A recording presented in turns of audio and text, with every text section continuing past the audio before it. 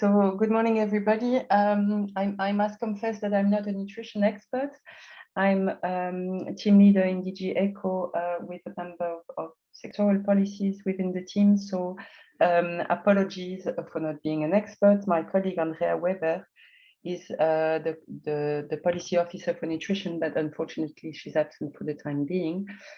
And even though I'm not an expert, as you know, in ECO, we have a network of thematic experts that are located worldwide, basically. So we have colleagues in Amman, Nairobi, Bangkok, Panama, and Dakar. So obviously, even though I'm not an expert, I was supported by colleagues to talk to you this morning, and I'm not totally new to nutrition.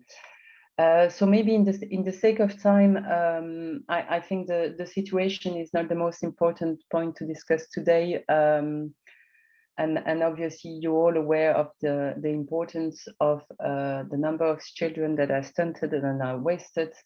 And maybe the most important point of the slide is the fact that since the pandemic, the coverage of nutrition services has dropped by 30%.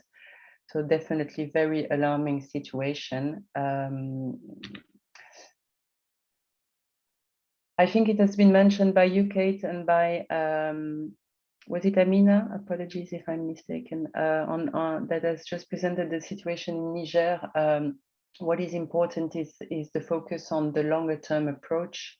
And what I want to say here also is the fact that in line with our humanitarian aid communication that has been adopted in March this year, and the humanitarian principles of independence, neutrality, impartiality, and humanity, we follow a strictly needs and rights-based approach.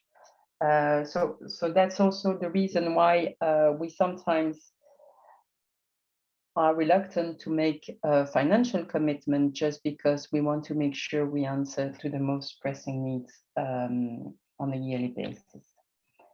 So as you know, DG ECO priorities in terms of nutrition is to avoid or reduce excess morbidity and mortality due to malnutrition in humanitarian situation, and to address immediate as well as underlying causes of malnutrition. So we focus on the treatment of the most vulnerable populations and individual in terms of risk of death, with a specific focus on children under 5 years of age and their mothers suffering from severe and moderate acute malnutrition, in line with the 2013 commitments. In 2019, we did a scoping review of DG ECO nutrition policies. It was an internal document that has helped us to reflect on the evolutions and opportunities in the prevention and treatment of malnutrition in all its forms, and to inform a future nutrition policy. Considering the importance of the basically of the food insecurity situation that has been rising over the last 2 years, we have mobilized a very important and significant amount of additional budget from the emergency aid reserves, 250 million in 2021. And an important share of this food assistance financial contribution is significantly contributed to undernutrition prevention. Just wanted to recall also, but these are figures that you all know, that the Commission Nutrition Commitment, financial contribution to the commitments that were done in 2013 amounted to 4.3 billion, and I'm sure Elena will come back to that, out of which 1.5 billion were coming from the humanitarian assistance budget. So urgent action is needed, and I think you've expressed that already, and not just more of the same. The complex and multi-sectoral nature of malnutrition calls for an integrated multi-sectoral approaches and more predictability of resources forecasting. I will go directly to the next slide, because I wanted to basically respond to your question in with three answers. So the first one is the importance of the nexus approach. As undernutrition is very much a consequence of structural issues that can be aggravated or exacerbated in the case of humanitarian crisis, The triple nexus approach is of particular importance to tackle the underlying and basic causes in the long term. So better than ever, cooperation with other Commission DGs, whether it's INPA or NIR, in the preparation of the MIPS and the annual action plans is of paramount importance, and that is being done at country level for the annual action plans. The same engagement, because this is not only about INPA and ICO and NIR working together, it's also done with member states through the joint programming processes at country level. Beyond DG INPA and DG ICO joint work on nutrition, we encourage implementing partners to engage in advocacy and mobilization of actions to seek new funding sources, including domestic funding, development donors, private sector, and foundations. There's a strong commitment from our side at political level that is carried through to the technical field level. On the country example, I think there's really no need for me to mention Niger to you, nor Mauritania, but for Sudan, nutrition security programming in Sudan stretched from the clinical treatment of severe acute malnutrition to diet diversification by addressing food quality and awareness raising. And this is very much reflected in the programming documents that we have at country level, and the very strong collaboration between the EU delegation in Khartoum and our ECHO field office in the country. The second part of the answer is the question of the funding previsibility and the PPPs. We are funding two partners on nutrition. We have the partnership with Concern that started 2 years ago almost, 1.5 years ago, and a new PPP with UNICEF.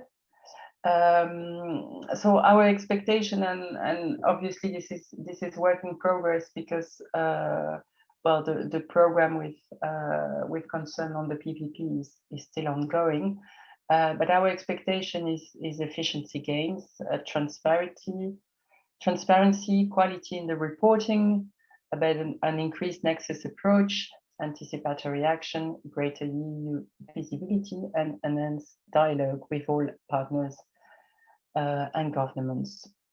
The lessons learned from the PPP, basically the importance of the longer term approach, the programmatic planning, enhanced dialogue, increased country cross-fertilization, and coherence.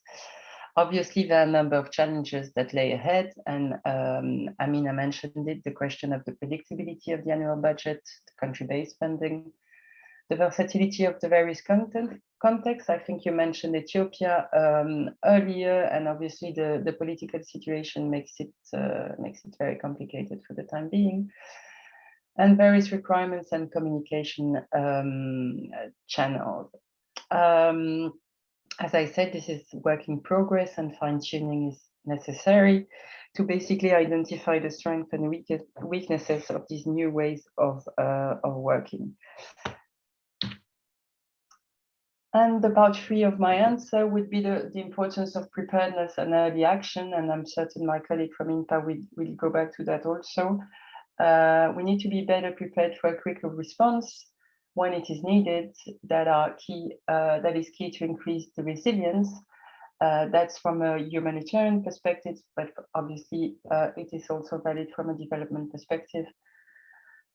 In October this year, we have jointly organized with FAO and WFP a Brussels dialogue on anticipatory action to showcase how anticipatory action can contribute to a concrete application of a nexus approach to food crises that obviously are very much linked to the prevention of malnutrition.